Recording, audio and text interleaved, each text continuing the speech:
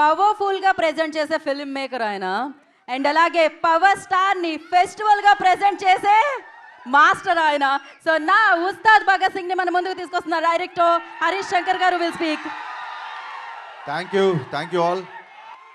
కాదు, రాశి కన్నా డ్యాన్స్ చేయడం లైవ్గా చూస్తారా? అయితే కామ్గా అయితే దానికి ముందు కామ్గా నేను మాట్లాడి వినండి, ఓకేనా? మీరు కామ్గా ఉంటే త్వరగా మాట్లాడేసి త్వరగా అమ్మాయి డ్యాన్స్ చేస్తుంది. 2 minutes.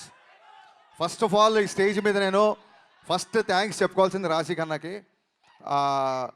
కళ్యాణ్ గారి డేట్స్ టైట్గా ఉన్నప్పటికీ నేను కాల్ చేయగానే జూమ్లో చెప్పనా కథ లేకపోతే ఫోన్లో చెప్పనా అంటే అసలు నువ్వేం కట్ చెప్పొద్దు, నేను షూట్కి వచ్చేస్తున్నా అన్నారు.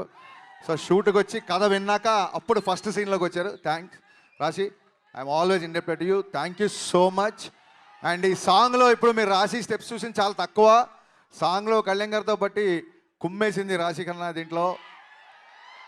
అండ్ థ్యాంక్స్ రాశి for coming the promotions also.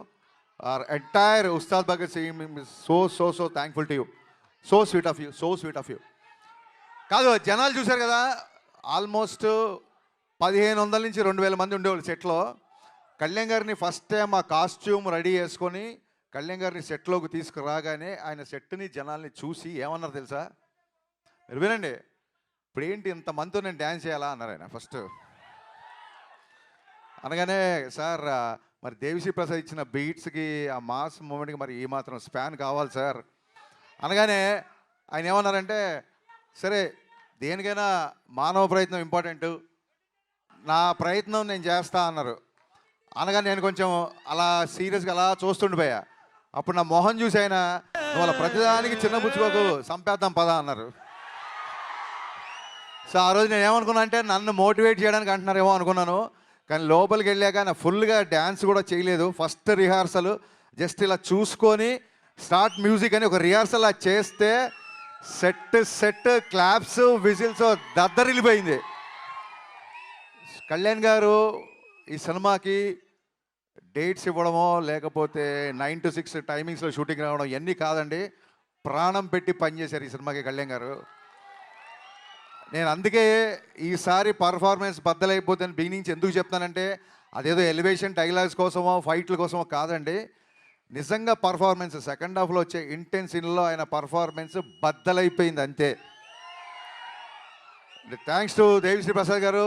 Devi Sri Prasad గారి బీట్స్ ఇప్పుడు ఎలా ఉన్నాయి, రేపు పొద్దున ఇంకా ఫుల్ సాంగ్ వచ్చినప్పుడు థియేటర్ ఎలా ఉంటుందో ఒకసారి ఊహించుకోవచ్చు. Thank you సర్జీ, thank you so much. నేను ముందుగానే చెప్పినట్టు టైం లైన్స్ మ్యాచ్ అవ్వట్లేదు, అందుకని ఇవాళ కూడా రాలేకపోయారు. సో దానికంటే ఎక్కువ ఉంటుందని ఊహిస్తున్నాం.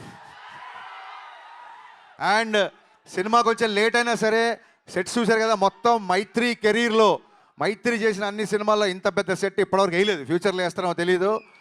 ఏ రోజు కూడా ఒక్కసారి కూడా నన్ను కొంచెం సినిమా లేట్ అయింది ప్రొడక్షన్ ఏమైనా తగ్గిస్తారా అనలేదు. మీరు ఏం కావాల్సో తీసుకోండి, ఎంతమందిని అంటే అంతమంది పెట్టుకోండి, మేము అడిగిన సినిమా మాకు ఇవ్వండి అన్నారు. ఇలాంటి ప్రొడ్యూసర్లు దొరకడం నిజంగా నా అదృష్టం కాదు, నా పూర్వజన్మ సుకృతం. Sir Ravi sir, thank you so much. Thank you అండి.